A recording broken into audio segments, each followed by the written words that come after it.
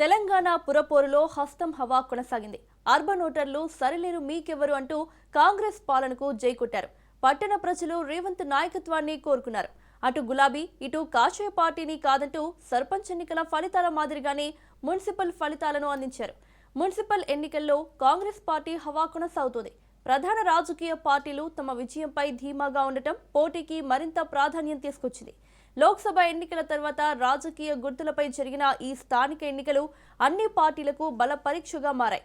7 కార్పొరేషన్లు 116 మున్సిపాలిటీలకు జరిగిన ఎన్నికల్లో అధికార పార్టీకి తిరుగు లేకుండా పోయింది. మున్సిపాలిటీలు కార్పొరేషన్లలో క్లీన్ స్వీప్ దిశగా హస్తం నిలిచింది.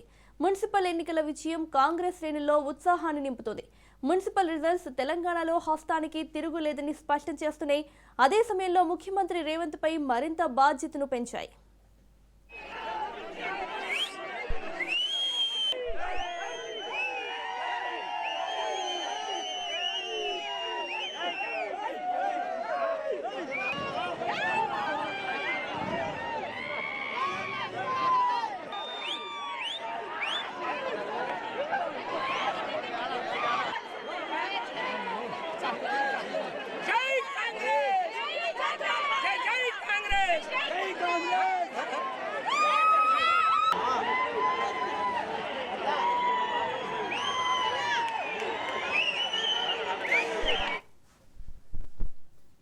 మొత్తం 116 మున్సిపాలిటీలకు గాను కాంగ్రెస్ పార్టీ ఏకంగా 82 చోట్ల విజయం సాధించి జెండా ఎగురవేసింది.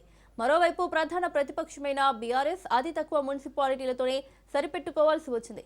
ఫార్వర్డ్ బ్లాక్ పార్టీ ఒక మున్సిపాలిటీని కైవసం చేసుకుంది.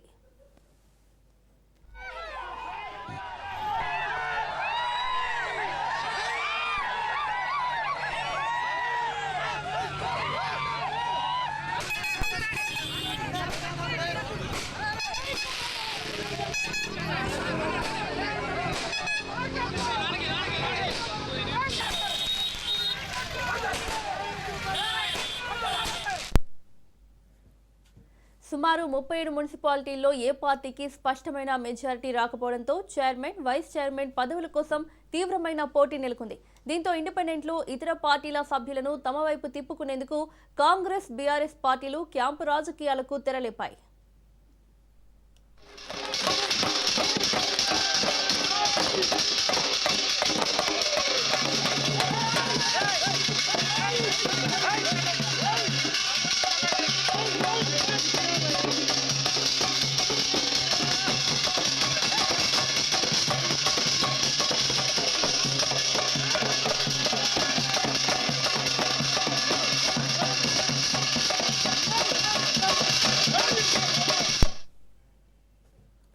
కొత్తగూడెం కార్పొరేషన్లో కాంగ్రెస్, సిపిఐ చెరో 22 స్థానాలు గెలుచుకుని సమ ఉజ్జీలుగా నిలిచాయి.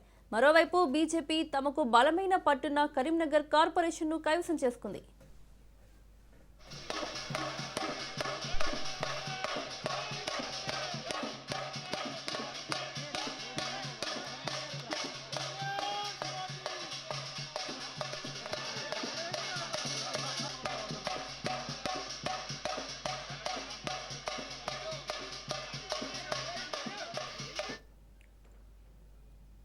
మున్సిపల్ పోరులో కాంగ్రెస్ అద్భుత విజయం సాధించిందన్నారు డిప్యూటీ సీఎం భట్టి విక్రమార్క. 83 మున్సిపాలిటీలను కాంగ్రెస్ కైవసం చేసుకుందని, గాలి కబుర్లు చెప్పేవారి స్థానమేంటో ప్రజలు నిరూపించారన్నారు. ఈ విజయంతో తమ బాధ్యత మరింత పెరిగిందన్నారు. ఇండిపెండెంట్లు కాంగ్రెస్ వైపు చూస్తున్నారని, ప్రజాప్రభుత్వంపై ప్రజలు పూర్తి విశ్వాసంతో ఉన్నారన్నారు భట్టి విక్రమార్క. 116 మున్సిపాలిటీల్లో అట్లాగే 7 కార్పొరేషన్ ఎన్నికలకు సంబంధించి దాదాపు మాకు అంది వస్తున్నటువంటి సమాచారం మేరకు ఇప్పటి వరకు స్పష్టంగా 83 మున్సిపాలిటీస్లో కాంగ్రెస్ పార్టీ స్పష్టమైనటువంటి ఆధిక్యతతో ముందుకు పోతా ఉంది. మిగిలి ఉన్నటువంటి మిగతా స్థానాల్లో కూడా చాలా చోట్ల ఇండిపెండెంట్ అభ్యర్థులు, కొన్ని చోట్ల ఫార్వర్డ్ బ్లాక్ అభ్యర్థులు, సరే కొన్ని చోట్ల మిగతా ప్రతిపక్షాలకు సంబంధించిన చిన్న చిన్న అక్కడక్కడ చెదురుమదురుగా బీఆర్ఎస్ పార్టీకి, బీజేపీకి అక్కడక్కడ కొన్ని ఉన్నాయి. చాలా వరకు ఇప్పటికే ఇండిపెండెంట్గా గెలిచినటువంటి వాళ్ళంతా కూడా చాలా సందర్భాల్లో ఇప్పటికే కాంగ్రెస్ పార్టీ నాయకత్వం దృష్టికి వస్తూ వారంతా కూడా ఈ ప్రభుత్వం చేస్తున్నటువంటి అభివృద్ధి కార్యక్రమాలు, ప్రజాహిత కార్యక్రమాలు ఇంకా కొనసాగించడానికి మేము కూడా కాంగ్రెస్ పార్టీ అభ్యర్థులు గెలిచినట్టుగానే మేము కూడా ఈ ప్రభుత్వానికి మద్దతు ఇస్తూ చేయూతనివ్వాలనేటువంటి ఆలోచనతో ఉన్నామని చెప్పి వారందరూ కూడా ఆయా ప్రాంతాల్లో ఉన్నటువంటి నాయకత్వంతో చేతులు కలుపు ముందుకు వస్తూ ఉన్నారు. ఈ 2 దశాబ్దాల్లో ఇంత భారీ మెజారిటీ కాంగ్రెస్ పార్టీకి రావటం నిజంగా చాలా సంతోషకరమైనటువంటి వార్తగా మేము భావిస్తూ ఉన్నాం.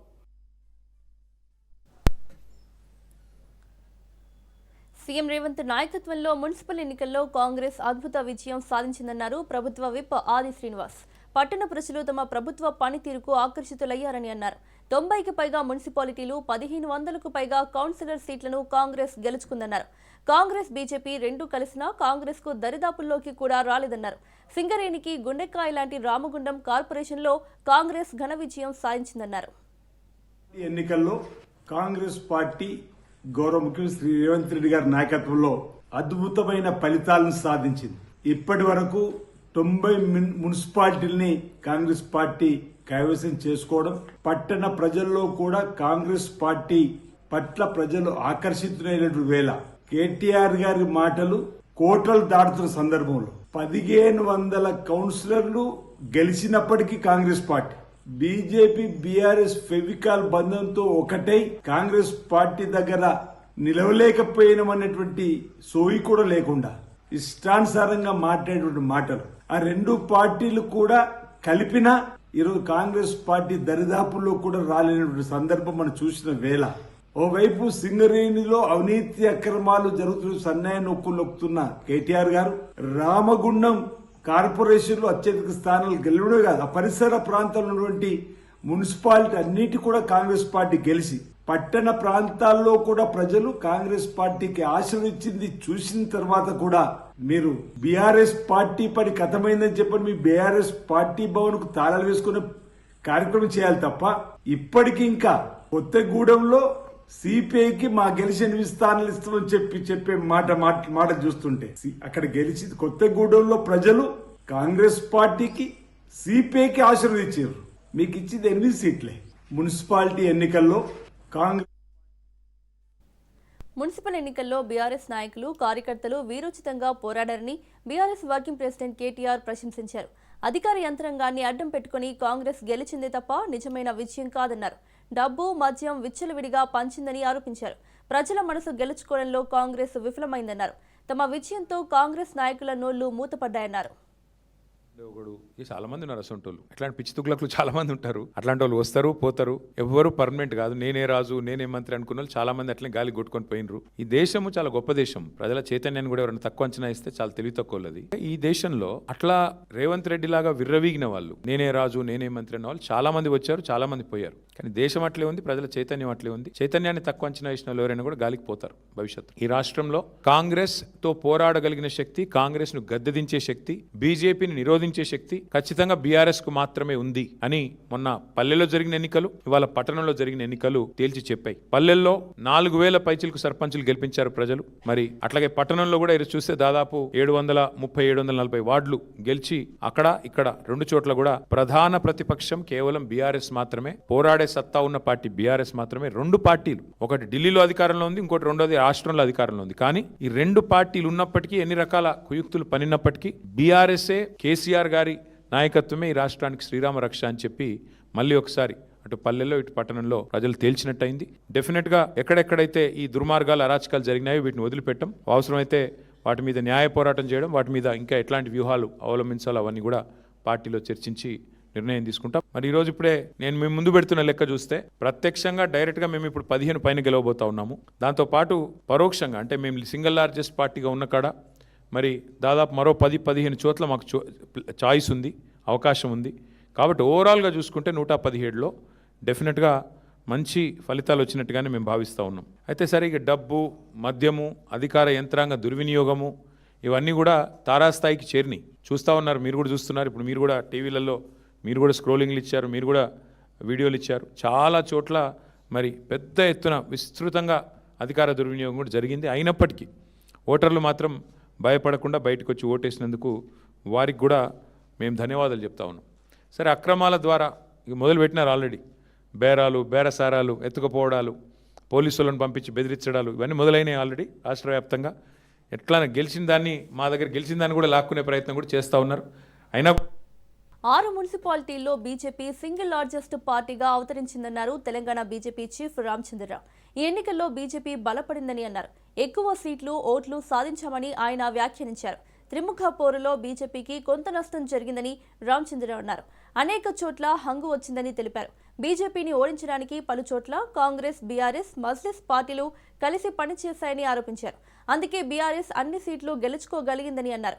హంగు వచ్చినా బీజేపీ ఎవరికి మద్దతు ఇవ్వదని స్పష్టం చేశారు. ఓట్లతో ఓడిపోయినటువంటి ఒక విషయం, త్రిముఖ పోటీలో కొంతవరకు కొన్ని పార్టీలకు అడ్వాంటేజ్ వచ్చింది. దానివల్ల ఈ కొద్దిగా నష్టం జరిగింది. అయినా కూడా ప్రతి జిల్లాలో కూడా మాకు ఎక్కడ కూడా ప్రాతినిధ్యం గతంలో లేని జిల్లాలో, ఫర్ ఎగ్జాంపుల్ ఖమ్మం ఒకటి గెలిచినాం మేము, అశ్వరావుపేటలో. కొత్తగూడెం కార్పొరేషన్లో ఎవరు ఊహించలేదు, కొత్తగూడెం అక్కడ మేము ఒకటి గెలిచినాం. కొన్ని చోట మేము గెలుస్తాను, కొన్ని చోట మేము గెలవలేకపోయినాం. కానీ అక్కడ జరిగిన దౌర్జన్యం ఏతుందో అంటే, ఒకవైపు అధికార దుర్వినియోగం, పోలీసు ఒక దుర్వినియోగం, ఆర్థిక బలంతో కాంగ్రెస్ పార్టీ పూర్తిగా గెలిచే ప్రయత్నం చేస్తుంది. ఈరోజు డంకా బజాయించుకుని మేము గెలిచినామని. సామాన్యంగా లోకల్ బాడీ ఎన్నికల్లో ప్రో గవర్నమెంటే ఉంటాయి.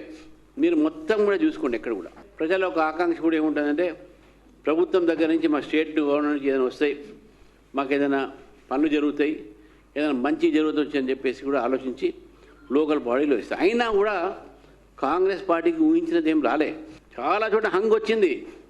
ఇదేం క్లియర్ మెజార్టీ కాదు గవర్నమెంట్కు. బీఆర్ఎస్ పార్టీ కూడా మీరు సెకండ్ వచ్చిన డంకా వేసుకుంటారు. అరే మీకు ఎక్కడ లాస్ట్ టైం మీకు ఎన్ని వచ్చినాయి, ఇప్పుడు ఎన్ని వచ్చినాయి మీకు? లాస్ట్ టైం మీకు యువర్ ద రూలింగ్ పార్టీ 10 సంవత్సరాలు మొత్తం మీరేనా, మొత్తం మీరు గెలిచిందే. బీజేపీకి 2, కాంగ్రెస్కు 5, 10 ఉండే. మరి అక్కడి నుంచి ఎక్కడి దాకా వచ్చింది మీరు? సగం కూడా మీరు లాస్ట్ టైంలో గెలిచిన దాంట్లో సగం కూడా గెలవలేకపోయినా మీరు. మీరు సెకండ్ వచ్చిన బీజేపీ ఈరోజు ఒక స్థానం నుంచి, కింది స్థానం నుంచి మీకు దగ్గరలో వచ్చినాం మేము. మీరు పైనుంచి కిందికి వచ్చారు. మా ఓటు షేర్ పెరిగింది. గతంలో మాకు 13% ఓట్లు వస్తే, ఇప్పుడు ఉన్నటువంటి లేటెస్ట్ అనాలిసిస్లో, అంటే అది రఫ్గా ఉంటుంది, మన ఎలక్షన్ కమిషన్ నుంచి రాలేదు, మాకు 20% ఓట్లు దాటినాయి. కరీంనగర్ కార్పొరేషన్ గెలవడం గొప్ప విషయమని, ఈ గెలుపు పట్టరాని సంతోషాన్నిచ్చిందని కేంద్ర హోంశాఖ సహాయ మంత్రి బండి సంజయ్ అన్నారు. మోదీపై నమ్మకంతో మాత్రమే కరీంనగర్ జనం గెలిపించారని, ప్రజలకు సేవ చేసే అవకాశం వచ్చిందన్నారు. కరీంనగర్కు కేంద్రం ఏమీ ఇవ్వలేదనే దుష్ప్రచారాన్ని తిప్పికొట్టామన్నారు. కరీంనగర్ ప్రజలు తమపై గురుతర బాధ్యత పెట్టారని, 5 ఏళ్లలో అభివృద్ధి అంటే ఏంటో చూపిస్తామని బండి సంజయ్ అన్నారు. పట్టలేనిది ఒక లక్ష్యాన్ని ఎంచుకున్నాం. ఆ లక్ష్యాన్ని చేరుకోవాలనుకున్నాం. అందరం కలిసికట్టుగా మా జాతీయ అధ్యక్షులు నితిన్ నబీన్ గారు ఏదైతే ఆదేశం ఇచ్చిండ్రో, మా రాష్ట్ర అధ్యక్షులు రామచంద్ర గారు అయితే లక్ష్యాన్ని చూపెట్టిండో, మోడీ గారి యొక్క ఆశ నెరవేర్చాలి, తెలంగాణ రాష్ట్రాన్ని అభివృద్ధి చేసుకోవాలని చెప్పి ఒక ఆలోచనతో మేమందరం కలిసికట్టుగా ఒక టీమ్ గా ఏర్పడి అభ్యర్థులను నియమించి అభ్యర్థులను ప్రజలకు పంపిస్తే, వాళ్ళ కరీంనగర్ ప్రజలందరూ కూడా భారతీయ జనతా పార్టీ అభ్యర్థులకు బ్రహ్మరథం పట్టడం, భారతీయ జనతా పార్టీకి కరీంనగర్ కార్పొరేషన్ అప్పచెప్పడం నిజంగా చాలా గొప్ప విషయంగా మేము భావిస్తున్నాం. ఇదేదో భారతీయ జనతా పార్టీ గెలవాలి, రాజకీయంగా మేము ఎప్పుడు ఆలోచించాలి. తర్వాత చాలా మంది కూడా బండి సంజయ్ హిందుత్వం మాట్లాడు, బండి సంజయ్ నయా పైసదేలే, బండి సంజయ్ ఏం చేయలే అని చెప్పి ఎవరైతే పిచ్చి కూతలు కూసిరో వాళ్ళను ఎక్కడ దెబ్బ కొట్టాలనో అక్కడ దెబ్బ కొట్టి, ఇదిరపై నరేంద్ర మోడీ గొప్పతనం, నరేంద్ర మోడీ ప్రభుత్వం కరీంనగర్ చేసిన అభివృద్ధి ఇది, బండి సంజయ్ తీసుకొచ్చిన పైసలు ఇవి. రాబోయే రోజుల్లో కూడా కాంగ్రెస్ పార్టీ మీద నమ్మకం లేదు, బీఆర్ఎస్ పార్టీ లేనే లేదు.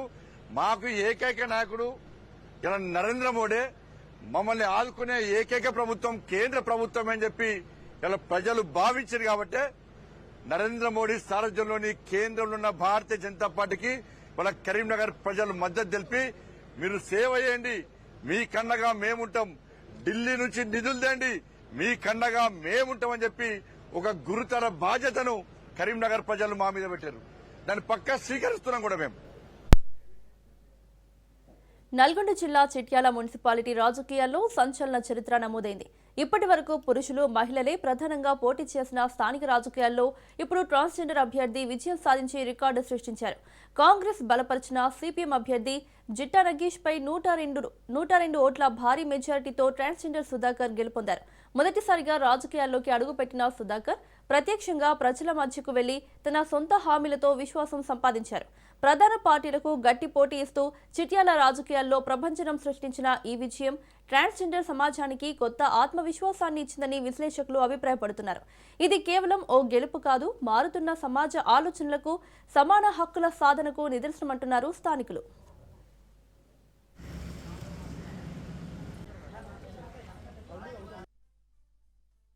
ఉందండి, చెప్పలేనంత మాటల్లో.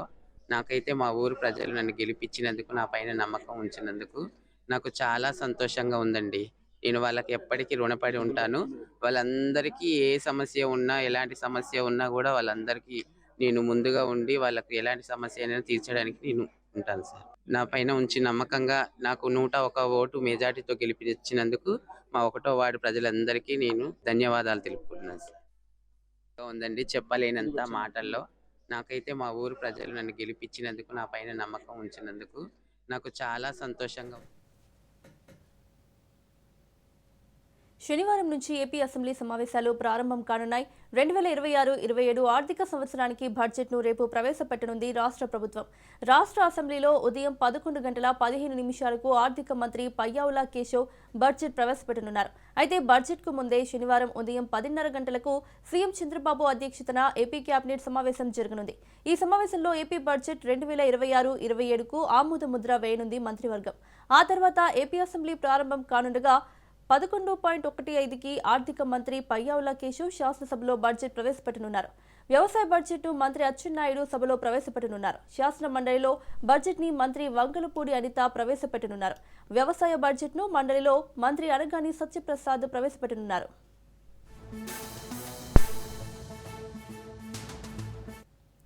ఏపీ బడ్జెట్ 2026-27 అభివృద్ధి, సంక్షేమ, ఎన్నికల హామీలను ప్రధానంగా దృష్టిలో పెట్టుకుని రూపొందించినట్లుగా తెలుస్తోంది.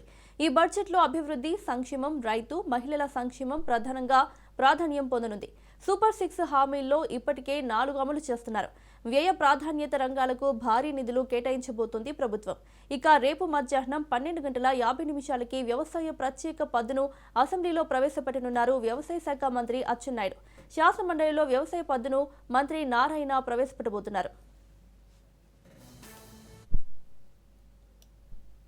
ఏపీ టూరిజం అభివృద్ధికి ప్రత్యేక చర్యలు చేపడుతున్నామని మంత్రి కందుల దుర్గేష్ అన్నారు.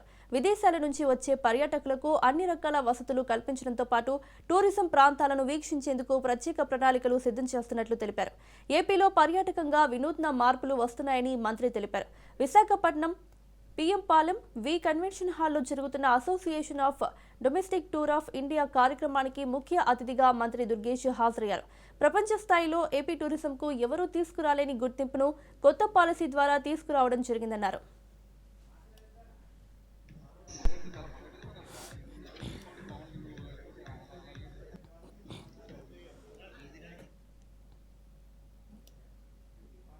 సభలో మంత్రులు సహనం కోల్పోతున్నారన్నారు వైసీపీ ఎమ్మెల్సీ బొత్స సత్యనారాయణ. ప్రతి అంశాన్ని గత ప్రభుత్వంపై నెట్టేసి నోటికొచ్చినవన్నీ మాట్లాడుతున్నారని మండిపడ్డారు. అంబటి రాంబాబు, జోగి రమేష్ ఇళ్లపై దాడిని ప్రశ్నిస్తే సమాధానం చెప్పకుండా ఎదురుదాడి చేశారన్నారు. మహిళలను అందరూ గౌరవించాలన్నారు. అంబటి రాంబాబును ఆయన తల్లిని దూషించారు కాబట్టే ఆయన కూడా అలా అనాల్సి వచ్చిందన్నారు. అంబటి ఇంటిపై దాడులు, జోగి రమేష్ ఇంటిపై పెట్రోల్ బాంబులు వేశారన్నారు. వాళ్ళు నోటుకొచ్చిన వారికి ఏది ఉంటే అది అథారిటీ లేకుండా సమాధానం చెప్పడం అనేది చాలా అనుచితం. ఎప్పుడు చూడలే. ఫీజు రింబర్స్మెంట్ మీద ఏదైతే విద్యార్థులకు ఇచ్చే బకాయిల మీద డిస్కషన్ వచ్చింది. మా సభ్యులు అడిగారు, ఎంత బకాయిలు ఉన్నాయి ఈ రాష్ట్రంలో, ఎన్ని త్రైమాసికాలు, ఎన్ని వాయిదాలు మీరు ఇవ్వాలి, ఎన్ని క్వార్టర్స్ ఇవ్వాలి, ఎంత ఇచ్చారు, ఇంకెంత ఇవ్వాలి, ఎప్పుడు ఇస్తారు. శాసనమండలి ఉందని నిన్న రోజున BRO రిలీజ్ చేశారు. సుమారు 10,000 కోట్లు, 1100 కోట్లు, ఇంకా 6,000 కోట్ల వరకు ఇంకా బకాయిలు ఉన్నాయి, ఎప్పుడు ఇస్తారని అడిగారు. వాళ్ళు దానికి సమాధానం చెప్తూ గత ప్రభుత్వంలో 4,000 కోట్లు ఉన్నాయని చెప్తారు. అది ఎంత సత్యదూరం, ఎంత వాస్తవ విరుద్ధం. మేము లేచి, నేను గతంలో విద్యాశాఖ మంత్రిగా పనిచేశాను. గత ప్రభుత్వంలో జగన్మోహన్ రెడ్డి గారి నాయకత్వంలో ఉన్న వైసీపీ ప్రభుత్వంలో టైమ్లీ ఏ క్వార్టర్ తాలూకా ఏ తమాష ఉందో ఆ తమాషను ఇచ్చాము. ఒకవేళ ఆలస్యమైతే 5-10 రోజులు ఆలస్యమైంది తప్ప ఎక్కువ రోజులు లేదు. ఆఖరి మా ప్రభుత్వం ఎన్నికల సమయంలో ముందుకు ఇవ్వాల్సింది ఇద్దామనుకునే నేపథ్యంలో ఆ క్వార్టర్కి సంబంధించిన 680 కోట్లు మీరు ఎన్నికల కమిషన్కి వచ్చి మీరు ఢిల్లీ వెళ్ళి మీరు దాని మీద ఫిర్యాదు చేసి ఆ డబ్బును రిలీజ్ చేయకుండా ఆపిన నేపథ్యాన్ని ఒకసారి గుర్తిస్తారు. ప్రకాశం జిల్లా సింగరాయకొండలో ఏపీసీసీ చీఫ్ షర్మిల పర్యటించారు. పాకలలో ఉపాధి హామీ పరిరక్షణ యాత్రలో భాగంగా రచ్చబండ కార్యక్రమంలో పాల్గొన్న ఆమె ఉపాధి హామీ మహిళా కూలీలతో ముఖాముఖి సమావేశమయ్యారు. చంద్రబాబు జగన్ చేసిన అప్పుల వల్ల కనీసం జీతాలు ఇచ్చుకోలేని పరిస్థితుల్లో రాష్ట్రం ఉందని అన్నారు. మన రాష్ట్ర ప్రజల జీవితాలతో రాజకీయ నాయకులు ఆడుతున్నారని, కేంద్ర ప్రభుత్వంపై కూటమి సర్కార్ ప్రశ్నించే పరిస్థితిలో లేదని షర్మిల ఆరోపించారు. ఉపాధి హామీ పనులను కోని చేసే బీజేపీని ఎదిరించే దమ్ము కాంగ్రెస్ పార్టీకే ఉందని షర్మిల అన్నారు.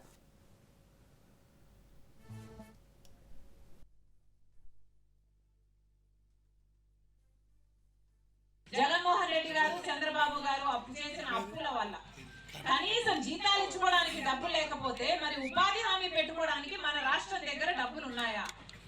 ముమ్మాటికి లేవు. చంద్రబాబు గారి దగ్గర డబ్బులు లేవు. కాబట్టి ఉపాధి హామీకి డబ్బులు ఇవ్వండి అని ఇప్పుడే అడుక్కుని తిరుగుతున్నాడు. పార్లమెంటులోనేమో మద్దతు ఇచ్చారు. ఉపాధి హామీ బిల్లు మారుస్తుంటే 60% కేంద్రం పెట్టుకుంటుంది, 40% రాష్ట్రం పెట్టుకుంటుంది. అక్కడ మద్దతు ఇవ్వడం ఎందుకు, మళ్ళీ ఇక్కడ అడుక్కొని తిరగడం ఎందుకు? చంద్రబాబుని కూడా సూటిగా ప్రశ్నిస్తుంది కాంగ్రెస్ పార్టీ. ఇది భావ్యం కాదు. మన రాష్ట్ర ప్రజల జీవితాలతో ఆటలు ఆడుకుంటున్నారు ఈ రాజకీయ నాయకులు. ఎవరైనా మాట్లాడుతున్నారా? కూటమి సర్కార్ ఎలాగో మాట్లాడు, చంద్రబాబు గారు, పవన్ కళ్యాణ్ గారు బీజేపీ మీద ఎలాగో మాట్లాడు. కనీసం జగన్మోహన్ రెడ్డి గారైనా మాట్లాడుతున్నారంటే ఆయన కూడా మాట్లాడటం లేదు. ఎందుకంటే ఆయన కూడా బీజేపీకి అమ్ముడుపోయాడు కాబట్టి, ఆయన కూడా బీజేపీ మోడీ దత్తపుత్రుడు కాబట్టి, ఆయన కూడా బీజేపీకి బినామీగా మారాడు కాబట్టి. రాజశేఖర రెడ్డి గారు అంత చిత్తశుద్ధితో ఉపాధి హామీ పనిని అంత అద్భుతంగా జరిపి చూపిస్తే హామీని కూనీ చేస్తుంటే కనీసం ఒక్క మాటైనా మాట్లాడడం లేదంటే మరి జగన్మోహన్ రెడ్డి గారికి బీజేపీని ఎదిరించే సత్తా ఉన్నట్టా లేనట్ట? ముమ్మాటికి లేనట్టు. అందుకే చెప్తున్నాం, ఈరోజు ఉపాధి హామీ పథకం. హైకోర్టులో మాజీ మంత్రి పేర్ని నానికి చుక్కెదురైంది. సీఎం, డిప్యూటీ సీఎంలను దూషించిన కేసులో పేర్ని నాని క్వాష్ పిటిషన్ను కోర్టు కొట్టివేసింది. తక్షణం పేర్ని నానికి నోటీసులు ఇచ్చి విచారించాలని పోలీసులను ఆదేశించింది. దీంతో హైకోర్టు ఆదేశాలతో పేర్ని నానికి నోటీసులు ఇచ్చేందుకు పోలీసులు సిద్ధమవుతున్నారు. ఇదే కేసుపై మచిలీపట్నం ఇనగుదురు పిఎస్లో పలు సెక్షన్ల కింద కేసులు నమోదయ్యాయి.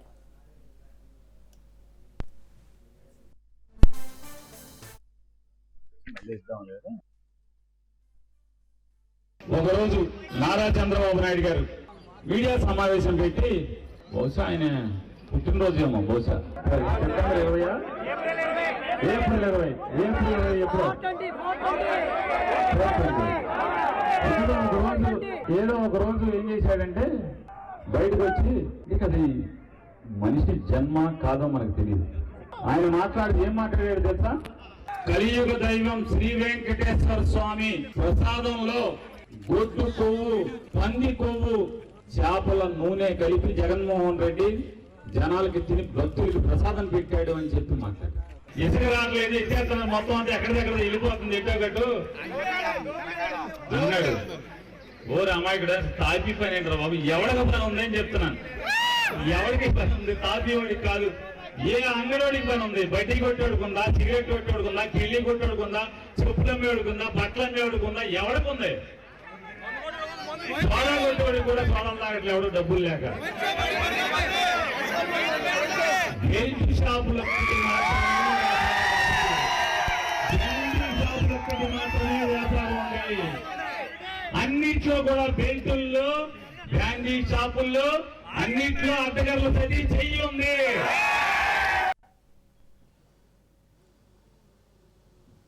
మాకు తొందరపాటు నేర్పల వాళ్ళు ఏంటంటే ఏదో రకంగా రెచ్చగొట్టి 4 దెబ్బలు తిని వెళ్తే తప్ప మాకు ఆయన సానుభూతి పొందాలి. ఇప్పుడు ఈ రకంగా రెచ్చగొట్టే వాక్యాలు మాట్లాడుతుంటాడు ఎక్కడ పడితే అక్కడ తెలుగుదేశం కార్యకర్తలు ఎవరైనా తిరుగుబాటు చేశారనుకోండి, వెంటనే మనకు సానుభూతి వస్తుంది కదా. అది ఒక కార్యకర్తలు నా మీద దాడి చేశారని చెప్పేసి కనిపిస్తుంది. ఆయన రెచ్చగొట్టే వాక్యాలు ఏ రకంగా మాట్లాడుతాడో, రప్ప ఆయన మాట్లాడటం రాత్రిపూట, మరి ఇవన్నీ తెలుస్తూనే ఉంది. ఆయన గౌరవ మంత్రిగా పనిచేశారు. ప్రజాస్వామ్యం ఎలా ఉండాలో, ప్రజాస్వామ్య విలువల గురించి ఆయన పుంకాలుగా మాట్లాడతారు. ఎలా మాట్లాడాలో ఆయన తెలీదా? దీన్ని బట్టి అర్థమవుతుంది ఆయన కావాలని చెప్పేసి రెచ్చగొట్టి గలాటాలు చేసుకుని దాని ద్వారా తిరుపతి జిల్లా రైల్వే కోడూరు జనసేన ఎమ్మెల్యే అరవ శ్రీధర్ బాధితురాలు హర్షవీణ మరో సెల్ఫీ వీడియో రిలీజ్ చేసింది. Deputy CM Pawan Kalyan address చేస్తూ వీడియో చేసింది. తాను భయపడి పారిపోయానని, ఉద్యోగరీత్యా ఇబ్బందులు ఎదుర్కొంటున్నానని ప్రచారం చేస్తున్నారని ఆమె తెలిపారు. నేను ఎక్కడికి పారిపోలేదు, లీగల్గా పోరాడుతున్నానని ఆమె స్పష్టం చేశారు. జనసేన త్రిసభ్య కమిటీ ఎమ్మెల్యే శ్రీధర్ను లెటర్ ఇచ్చి పిలిచిందని, కానీ నా నుండి వివరణ కోరలేదని ఆమె తెలిపింది. ఇద్దరం జనసేనానికి సంబంధించిన వాళ్ళమే అని, ఈ సమస్యను పవన్ కళ్యాణ్ పరిష్కరించాలని ఆమె కోరారు. మహిళలంటే పవన్ కళ్యాణ్కు ఎంతో గౌరవం ఉంది, ఆయన న్యాయం చేస్తారనే ఆశ ఉందన్నారు. చేస్తున్నాను, టీవీ ముందుకు రాలేక, ఇంకా వీడియోస్ వదలలేక నేను దాక్కున్నాను అన్న ఒక న్యూస్ వినిపిస్తుంది.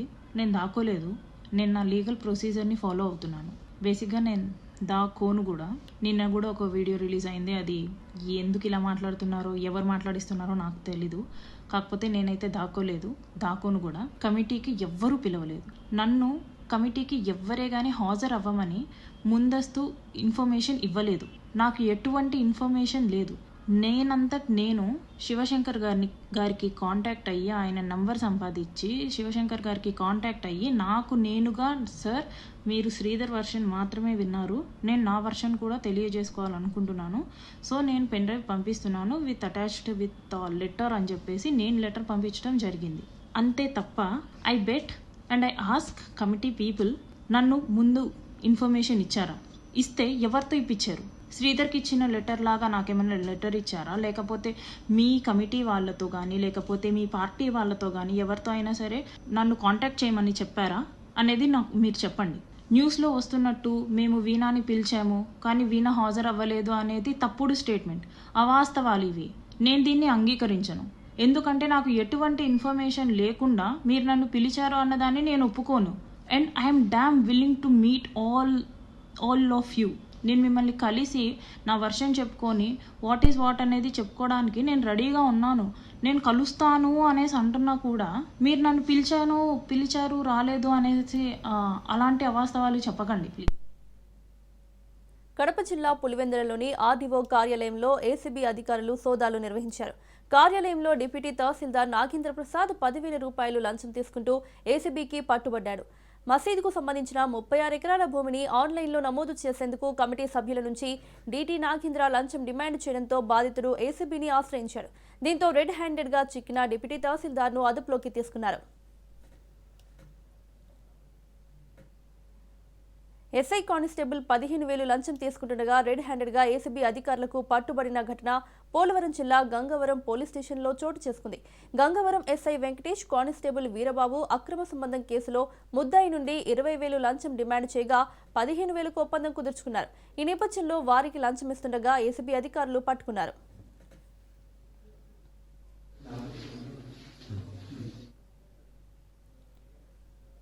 తాడేపల్లిలో అక్రమ కట్టడంపై మున్సిపల్ అధికారులు కొరడా జులిపించారు. నిబంధనలను అతిక్రమించి అనుమతులు లేకుండా తాడేపల్లి పట్టణ పరిధిలోని మహానాడు ప్రాంతంలో నిర్మిస్తున్న బహుళ అంతస్తుల భవనాన్ని అధికారులు కూల్చివేశారు. భారీ జేసీబీ సాయంతో పోలీస్ బందోబస్తు చర్యలు చేపట్టారు. అక్రమ కట్టడంపై సోషల్ మీడియాలో కథనాలు, పలువురి ఫిర్యాదుల కారణంగా మున్సిపల్ అధికారులు చర్యలు తీసుకున్నారు. మరోవైపు ఈ భవన నిర్మాణం విషయంలో నిమ్మకు నీరెత్తినట్లు వ్యవహరించడం వెనుక రాజకీయ కోణాలు ఉన్నాయంటూ పలువురు ఆరోపిస్తున్నారు. కూల్చివేతను కవర్ చేసేందుకు వెళ్లిన ఓ మీడియా ప్రతినిధిపై ఓ ప్లానింగ్ అధికారి దురుసుగా ప్రవర్తించడం చర్చనీయాంశంగా మారింది. అక్రమ నిర్మాణాలను ఆదిలోనే అరికట్టలేని అధికారులు ఇలా విచిత్రంగా ప్రవర్తించడం ఏంటని పలువురు ప్రశ్నిస్తున్నారు.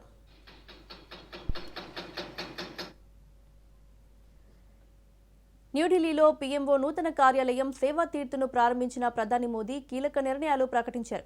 రోడ్డు ప్రమాద బాధితులకు 1.5 లక్షల వరకు పీఎం రాహత్ వైద్య సహాయం, లఖ్పతి దీదీ లక్ష్యాన్ని 6 కోట్ల మహిళలకు విస్తరణ, ఇక వ్యవసాయ మౌలిక సదుపాయాలు, స్టార్టప్ రంగాలకు నిధుల కేటాయింపులు చేపట్టారు. వికసిత భారత్ సాధించాలనే సంకల్పంతో సేవా తీర్థం కర్తవ్య భవన్లోకి ప్రవేశిస్తున్నామన్నారు. हमारे संविधान निर्माताओं ने इसलिए ही कर्तव्य पर बहुत जोर दिया है और इसलिए हमें याद रखना है, कोटि कोटि देशवासियों के सपनों को साकार करने का आधार है कर्तव्य। कर्तव्य आरंभ है, कर्तव्य इस जीवंत राष्ट्र की प्राणवायु है। భారత స్టాక్ మార్కెట్లు వరుసగా రెండో రోజు భారీ నష్టాల్లో ముగిశాయి. ట్రేడింగ్లో అమ్మకాల సునామీ వెల్లువెత్తడంతో సూచీలు కుప్పకూలాయి. ట్రేడింగ్ ముగిసే సమయానికి సెన్సెక్స్ 1048 పాయింట్లు నష్టపోయి 82,626 వద్ద స్థిరపడింది. నిఫ్టీ 336 పాయింట్లు పతనమై 25,471 వద్ద ముగిసింది. డాలర్తో రూపాయి మారకం విలువ 6 పైసలు బలహీనపడి 90.61 వద్ద ట్రేడ్ అయింది.